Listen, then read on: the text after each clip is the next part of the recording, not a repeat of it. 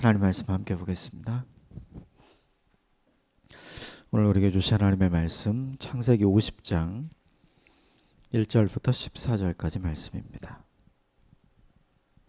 창세기 50장 1절부터 14절까지 말씀 한 절씩 같이 교독하겠습니다. 제가 먼저 읽겠습니다. 1절입니다. 요셉이 그의 아버지 얼굴에 굽으려 울며 입 맞추고 그 수종드는 의원에게 명하여 아버지의 몸을 향으로 처리하게 하매 의원이 이스라엘에게 그대로 하되 40일이 걸렸으니 향으로 처리하는데 이 날수가 걸림이며 애굽 사람들은 70일 동안 그를 위하여 곡하였더라. 곡하는 기한이 지남에 요셉이 바로의 궁에 말하여 이르되 내가 너희에게 은혜를 입었으면 원하건대 바로의 귀에 아뢰기를 우리 아버지가 나로 맹세하게 하여 이르되 내가 죽거든 가나안 땅에 내가 파놓은 묘실에 나를 장사하라 하였나니 나로 올라가서 아버지를 장사하게 하소서 내가 다시 오리이다 하라 하였더니 바로가 이르되 내게 시킨 맹세대로 올라가서 내 아버지를 장사하라. 요셉이 자기 아버지를 장사하러 올라가니 바로의 모든 신하와 바로 궁의 원로들과 애굽 땅의 모든 원로와 요셉의 온 집과 그의 형제들과 그의 아버지의 집이 그와 함께 올라가고 그들의 어린 아이들과 양떼와 소떼만 고센 땅에 남겼으며 병거와 기병이 요셉을 따라 올라가니 그 때가 심히 컸더라. 그들이 요단강 건너편 아닷 타작마당에 이르러 거기서 크게 울고 애통하며 요셉의 아버지를 위하여 7일 동안 애곡하였더니 그 땅 거민 가나안 백성이 아닷 마당의 애통을 보고 이르되 이는 애굽 사람의 큰 애통이라 하였으므로 그 땅 이름을 아벨 미스라임이라 하였으니 곧 요단강 건너편이더라. 야곱의 아들들이 아버지가 그들에게 명령한 대로 그를 위해 따라 행하며 그를 가나안 땅으로 메어다가 마므레 앞 막벨라 굴에 장사하였으니 이는 아브라함이 헷 속 에브론에게 밭과 함께 사서 매장지를 삼은 곳이더라. 요셉이 아버지를 장사한 후에 자기 형제와 호상꾼과 함께 애굽으로 돌아왔더라. 아멘. 어제 본문에 야곱이 요셉을 마지막으로 축복하는 장면이 있었죠. 요셉이 담장을 넘은 무성한 가지와 같다 말씀해 주셨는데 요셉 그 당시에는 기록된 하나님의 말씀이 없었죠. 시편 1편이 이야기하는 것처럼 시냇가에 심기어진 나무가 잎이 무성해서 그 열매를 누군가에게 얻게 하는 유익을 얻게 하는 것처럼 시냇가에 심기어진 나무는 율법을 주야로 묵상하는 사람을 일컫는 의미였죠. 요셉이 그런 사람이었어요. 기록된 성경이 없었기 때문에 말씀을 주야로 묵상하지는 못하는 삶을 요셉이 살았죠. 대신 요셉이 늘 품고 있었던 게 있다면 그것은 뭐냐면 하나님이었죠. 결국 요셉은 하나님을 붙잡는 인생이 되었고 오늘날 우리에게 적용하자면 하나님의 말씀을 붙잡는 인생이 되어서 그는 담장 너머로 누군가에게 유익을 끼치는 인생이 되었죠. 우리에게도 필요한 것이 무엇이냐면 하나님의 말씀을 붙들고 사는 것이 우리에게 필요합니다. 또 하나 요셉에게 대적자가 있었습니다. 그럼에도 불구하고 요셉이 복되고 잘된 것은 뭐냐 하면 보이지 않는 목자 되신 하나님의 손이 요셉과 함께 하였기 때문에 도리어 강한 인생이 되었다. 어제 본문에 그렇게 함께 나누었죠. 인생의 대적자가 없는 인생이 우리에게 복이 아니라 보이지 않는 하나님의 손이 함께 하심으로 그를 뛰어넘도록 하시는 것이 우리에게 진짜 큰 복이다. 함께 나누었습니다. 또 하나님의 말씀을 붙들고 경외하는 사람에게 하나님이 두 가지를 해주셨죠. 첫 번째는 하나님이 도우시는 인생이 되게 하는 것, 두 번째는 하나님이 복 주시는 인생이 되게 하는 것. 하나님을 붙들 때 하나님이 돕는 인생이 되죠. 우리는 흔히 그렇게 생각합니다. 도울 것이 없는 인생이 되는 것이 훨씬 더 좋은 것 아닌가. 그러나 그것보다 더 좋은 것이 무엇이냐면 하나님이 도우시는 인생이 되는 것이 우리에게 더 큰 복이 된다. 그 하나님께서 우리를 도우시면서 우리에게 하나님이 허락하시는 복을 통해 나도 복된 인생이 되고 나와 함께하는 인생도 복된 인생이 되었던 것 어제 본문에 함께 나누었습니다. 야곱이 자기 아버지와 할아버지의 축복보다 내가 하는 축복이 훨씬 더 크고 강하다. 그 축복이 산처럼 너에게 돌아올 것이다. 이렇게 고백하면서 축복을 해주죠. 그것은 야곱이 이렇게 이야기한 거죠. 아브라함의 하나님보다 이삭의 하나님보다 그러니까 아브라함이 하나님을 경험한 것보다 이삭이 하나님을 경험한 것보다 내가 하나님을 더 많이 경험하였다. 야곱이 하나님을 많이 경험했던 까닭은 그의 마음대로 살아서였죠. 그가 자기가 만든 고난 중에 하나님을 깊이 경험하게 됩니다. 하나님을 더 많이 경험하는 인생이 되어서 하나님이 어떤 분인지 확실하게 알게 되었던 거죠. 그래서 신실한 하나님의 사람 요셉에게 자기가 경험했던 하나님 그리고 그 하나님을 아는 지식으로 자기가 신뢰하고 믿는 하나님의 이름으로 자기의 자녀를 축복하게 되었습니다.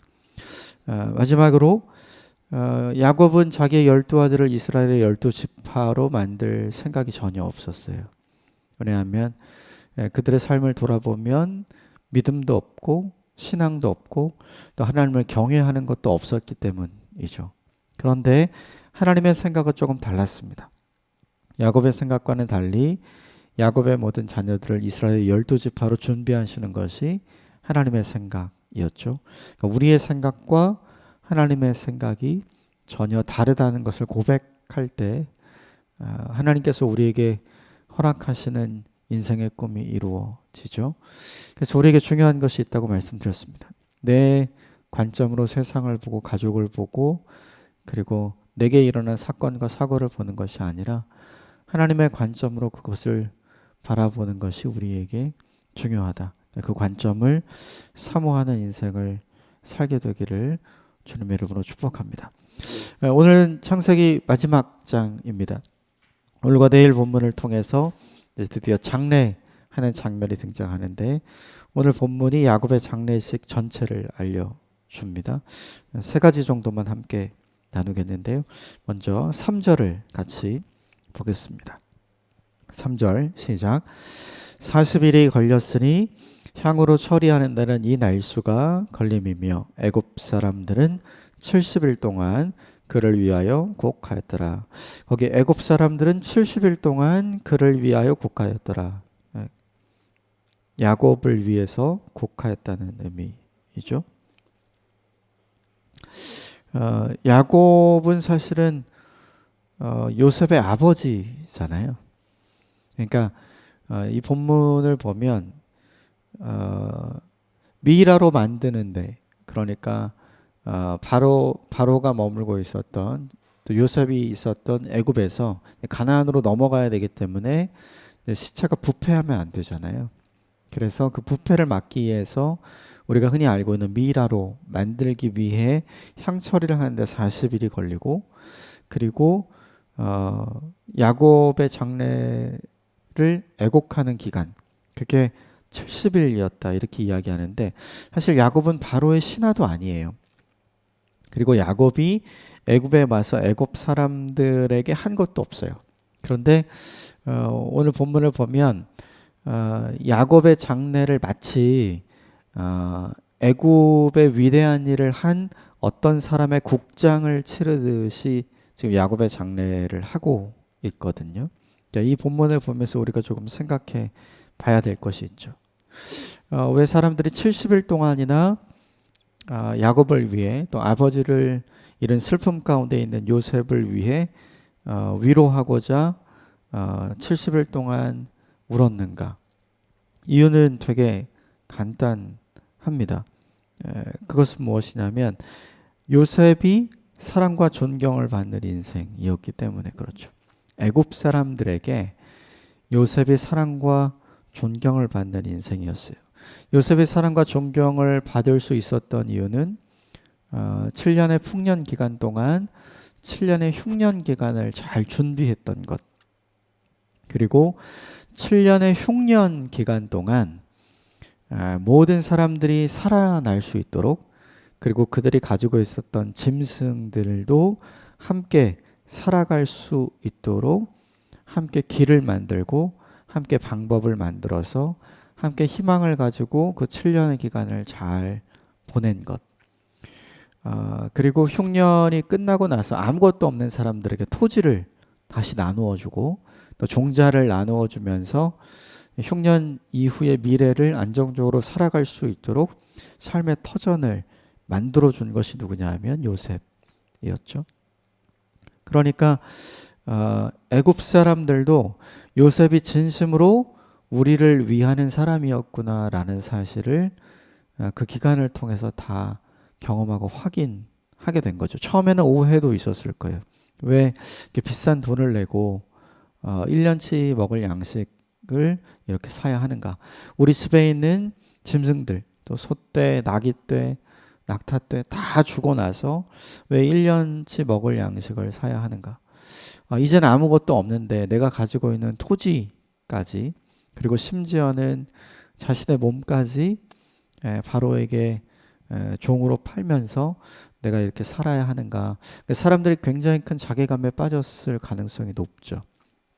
그런데 그 모든 기간을 왜 그렇게 혹독하게 해야 되는지 사람들이 흉년의 기간을 지나면서 사람들에게 다 설득이 됐죠. 이렇게 아끼고 아껴야, 대가를 치루어야, 함께 고생해야 이 기간을 잘 견디고 보낼 수 있다는 것을 요셉이 보여줍니다. 그리고 흉년의 기간이 끝났을 때 아무런 희망이 더 이상 없을 때, 그들에게 남은 것이 전무했으니까요. 그런데 그때 삶의 터전과 기반을 다시 만들어준 요셉의 진심을 이들이 여전히 기억하고 있는 거죠. 이 본문이 우리에게 알려주는 한 가지 중요한 메시지가 있다면, 사람들을 향한 사랑과 존경은 그냥 만들어지는 게 아니라는 거죠. 함께 동고동락해야 이것이 만들어진다는 거예요. 가장 힘들고 가장 어려울 때 함께하는 사람이어야만 이 사랑과 존경이 만들어질 수 있다는 것이죠. 우리는 가장 힘들고 어려운 순간을 지날 때 이런 생각 많이 하는 것 같아요. 나만 아니면 돼라는 생각을 많이 하게 됩니다. 그런데 그때 나와 함께 이 힘들고 어려운 시간을 보내는 사람, 그 사람을 향한 우리의 마음과 인식이 전혀 달라질 수 있다는 걸 이 본문이 우리에게 보여주죠. 우리는 모두 다 개인의 이름으로 살아갑니다. 그러나 또 우리는 그리스도인이라는 이름으로 살아가죠. 즉 예수님을 닮은 사람이라는 이름으로 살아갑니다. 예수님이 그의 생애 가운데 보여주었던 모습을 생각해 보면 가장 힘들고 가장 어려웠던 시간을 보내는 사람에게 예수님은 늘 친구가 되어주셨고 위로가 되어주셨고 또 삶의 희망이 되어주셨죠. 결국 우리가 본받아야 할 삶, 우리가 따라야 할 삶이 무엇인지 예수님이 우리에게 보여주시죠. 그래서 지금도 신앙이 없는 사람도 예수 그리스도의 삶과 인생을 배우고 듣게 되면 예수 그리스도를 사랑하고 존경하게 되는 사람들이 많이 있게 되는 거죠. 이것이 우리에게 주는 메시지가 있다면 도전인 것 같습니다. 우리 인생을 살아가면서 나는 과연 사랑과 존경을 받는 인생으로 내 인생을 만들어 갈 수 있을 것인가? 그렇게 하기 위해 우리에게 필요한 것이 무엇이냐면 가장 힘들고 어려운 사람들 버려두는 것이 아니라 그들과 함께하고 그들과 함께 희망을 만들어내는 삶이 우리에게 필요한 것이죠.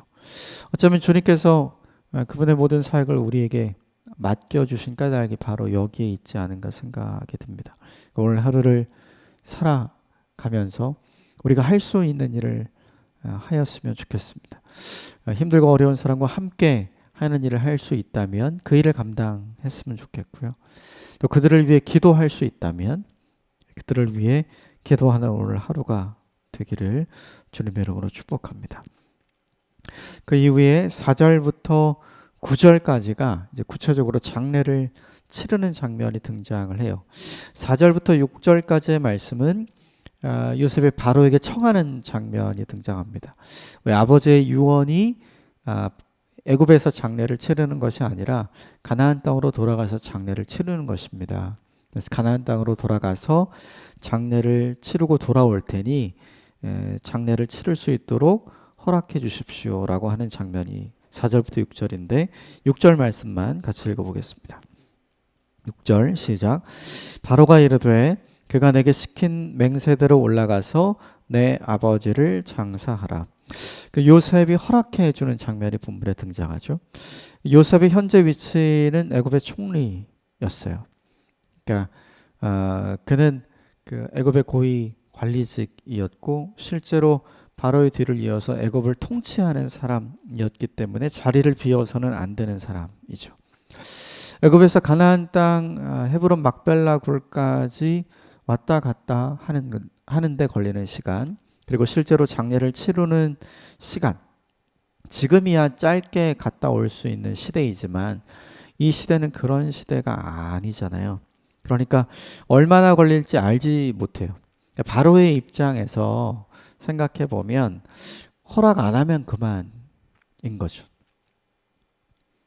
허락 안 하면 그만이에요. 그런데 바로도 허락을 합니다. 그리고 7절부터 9절에 있는 것처럼 할 수 있는 모든 것을 동원해서 요셉을 돕기 시작을 합니다. 7절부터 9절 같이 읽겠습니다. 시작. 요셉이 자기 아버지를 장사하러 올라가니 바로의 모든 신하와 바로의 궁의 원로들과 애굽 땅의 모든 원로와 요셉의 온 집과 그의 형제들과 그의 아버지의 집이 그와 함께 올라가고 그들의 어린아이들과 양떼와 소떼만 고세는 땅에 남겼으며 병거와 기병이 요셉을 따라 올라가니 그때가 심히 컸더라. 바로의 신하들, 원로들 그리고 요셉의 가족들을 함께 올려보내고 더 중요한 건 군대가 함께 가게 되죠. 오가는 길을 안전하게 갈 수 있도록 바로가 배려를 하는 거죠. 그러니까 왜 그랬는가를 우린 좀 생각해 볼 필요가 있어요.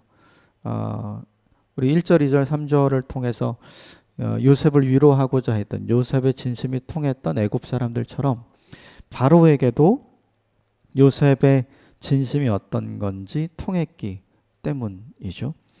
요셉은 애굽의 총리가 되었어요. 애굽의 총리가 되어서 처음 한 일이 뭐냐 하면 애굽 전 지역을 다니면서 창고를 새롭게 짓는 일을 하게 되죠. 각 지역마다 곡식을 저장할 공간이 있는지 없는지를 확인하게 되고 부족하면 더 새로운 것을 만들어서 흉년을 준비하는 사람이 되었습니다. 근데 사실은 요셉이 직접 다닐 필요가 없죠. 사람들 시키면 그만이에요. 흔히 자리에 올라가기 전과 자리에 올라간 후가 다른 사람이 있어요. 변질되는 거죠. 그런데 바로가 볼 때 요셉은 전혀 그렇지 않았어요. 또 흉년의 기간 동안에 바로가 깨달은 것이 있어요. 그건 뭐냐면 요셉이 바로를 위하는 사람이 아니라 애굽 사람들을 진짜 위한다는 것을 알게 되었죠. 바로만 위하면 바로에게만 잘하면 돼요. 애굽의 모든 사람들이 죽든지 말든지 그거 신경 안 써도 되는 거거든요. 그런데 요셉은 바로뿐만 아니라 애굽의 모든 사람들을 살려내기 위해서 최선을 다하는 요셉의 모습을 보게 됩니다. 사람들에게 철저하게 대가를 치르게 하죠. 그리고 왜 그래야 하는지 시간이 지나면서 상황과 환경을 통해 사람들도 설득을 시키고 바로도 설득을 시킵니다. 그리고 오갈 데가 없는 사람들을 곡식에 있는 성읍으로 이사를 시키죠. 그래서 끝까지 한 사람도 죽지 않고 살려내기 위해서 애쓰는 모습을 요셉이 보여줍니다. 그리고 아까 말씀드린 것처럼 흉년이 거의 끝나가는 막바지 때에 모든 것이 바로의 소유가 됐었잖아요. 그러니까 다시 말하면 사람들은 더 이상 살아갈 터전이 없는 거죠. 그런데 요셉이 토지를 다시 다 재분배해서 나누어 줍니다. 그리고 농사를 지을 수 있도록 씨앗과 종자를 나누어 주면서 그들이 살아갈 미래의 터전을 만들어 주는 것을 바로가 보게 되었죠. 그러니까 애굽 전체에 있는 애굽 사람들이 바로를 위해서 존재하는 것이 아니라 애굽 전체에 존재하는 사람들을 위해 바로가 존재한다는 것을 요셉을 통해 보여준 거예요. 그래서 바로가 요셉의 진심이 무엇인지를 확인하게 됩니다. 또 요셉이 자기의 가족들을 데리고 애굽으로 왔을 때 사실은 바로는 더 좋은 땅을 줄 수 있었고 그것을 약속했어요. 그런데 요셉은 더 좋은 땅을 자기의 가족들에게 주지 않았습니다. 오히려 사람들이 가지 않는 고립된 땅, 고센이라고 하는 그 땅을 선택해서 거기서 조용히 목축업을 하면서 살게 하죠. 오히려 총리의 가족이었기 때문에 아무것도 하지 않고 호의호식하면서 살 수도 있었을 거예요. 그런데 그렇게 하지 않고 고립된 땅에서 야곱과 야곱의 아들들, 자신의 형들과 그 형들의 가족들이 스스로 일을 하면서 살아갈 수 있도록 하죠. 자신의 힘과 자신의 지위를 통해서 가족들을 위해 축제하는 삶을 살지 않았던 걸 바로가 본 거죠. 이 모든 것을 보면서 바로가 요셉에게 느낀 것은 무엇이냐면 이 사람은 진짜구나라는 걸 느낀 거죠. 결국 이 본문이 우리에게 한 가지 도전하는 메시지가 있죠. 그것은 무엇이냐면 우리 일평생을 살아가면서 저 사람은 진짜구나. 과연 몇 명에게 그것을 알게 하는 인생을 살 수 있을 것인가. 이 본문을 통해 설교를 준비하면서 함께 나눌 것을 준비하면서 생각난 사람이 있어요. 그것은 누구냐면 요셉의 어머니 마리아였습니다. 갈릴리 가나의 혼인잔치에서 포도주가 떨어졌을 때 하인들이 포도주가 떨어진 것을 마리아를 통해서 알게 되죠. 그러면 하인들은 뭐 해야 돼요? 주인에게 가서 빨리 알려야 됩니다. 그런데 그렇게 하지 않죠. 그 이유는 마리아를 신뢰했기 때문입니다. 마리아가 이렇게 이야기하죠. 예수님이 무엇을 말하든지 그대로 행하라. 하인들의 입장에서는 자신들의 책임을 모면하기 위해서 빨리 해야 될 일은 주인에게 가서 그 사실을 알리는 거예요. 그런데 하인들은 그렇게 하지 않고 예수님이 물을 떠오라 하면 떠오고 또 물을 떠다 주라 하면 떠다 주죠. 그렇게 한 이유가 뭐냐 하면 마리아의 말은 진짜야. 저 사람은 진짜 믿을 만한 사람이고 진짜 신뢰할 만한 사람이야 라는 것을 평상시에 하인들에게 보여주고 각인시켜 주었기 때문이죠. 하인들은 예수님 믿는 사람들이 아니었어요. 하인들은 마리아를 신뢰하는 사람들이었습니다. 우리가 일평생을 살아가면서 과연 몇 명에게나 신뢰받는 인생을 살 수 있을 것인가.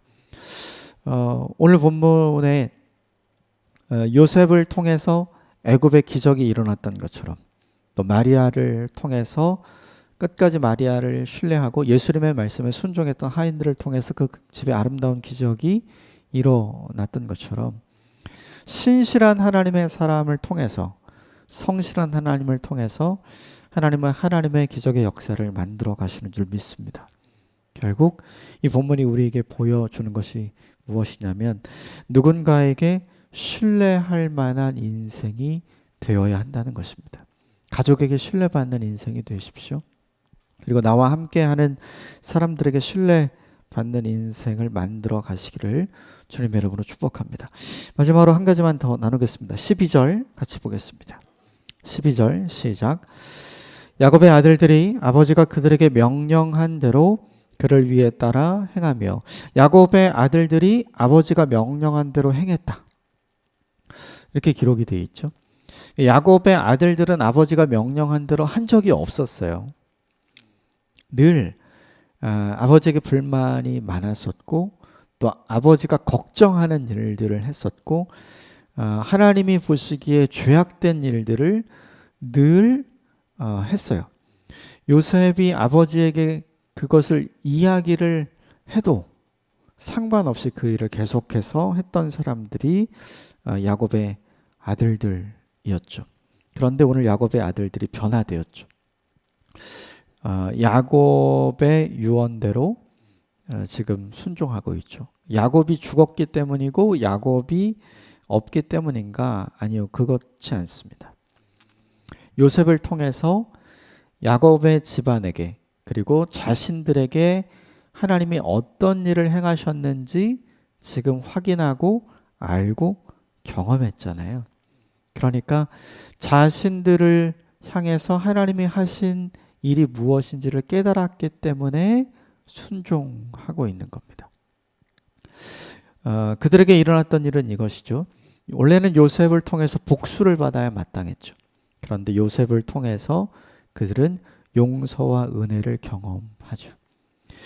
요셉이 그렇게 이야기했어요. 나를 당신들이 이곳에 팔았지만 하나님께서 당신들을 살리기 위해 나를 먼저 여기로 보내신 것입니다. 그러므로 두려워하지 마시고 걱정하지 마십시오. 내가 당신들을 용서하는 것이 아니라 하나님이 당신들을 용서하는 것이며 내가 당신들을 살리는 것이 아니라 하나님이 당신들을 살리는 것입니다. 라고 고백했던 것이 이 야곱의 아들들에게 큰 충격이었던 거죠. 그 사건 때문에, 그 일 때문에, 즉 하나님의 한량없는 은혜와 하나님의 한량없는 용서를 경험했기 때문에, 하나님의 역사를 경험했기 때문에 이 야곱의 아들들, 요셉의 형들이 드디어 변화되기 시작을 하죠. 하나님을 깊이 경험하면 경험할수록 하나님의 말씀에 순종하게 됩니다. 하나님의 은혜를 깊이 경험하면 경험할수록, 하나님의 용서를 깊이 경험하면 경험할수록 우리 인생에 변화가 찾아옵니다. 그러므로 오늘 하루도 살아가면서 우리가 기대고 소망해야 할 것이 있습니다. 그것은 무엇이냐면 나를 향한 하나님의 은혜, 나를 향한 하나님의 용서하심이 어떤 것인지, 나를 향해 하나님이 베풀어 주신 은혜가 어떤 것인지 다시 한번 확인하고 기대하고 경험하는 일이 우리에게 필요한 것이죠. 내가 나 자신을 변화시키는 일이 어렵다는 걸 우리 모두 다 알고 있습니다. 그러나 하나님의 은혜가 우리를 변화시켜 가는 줄 믿습니다.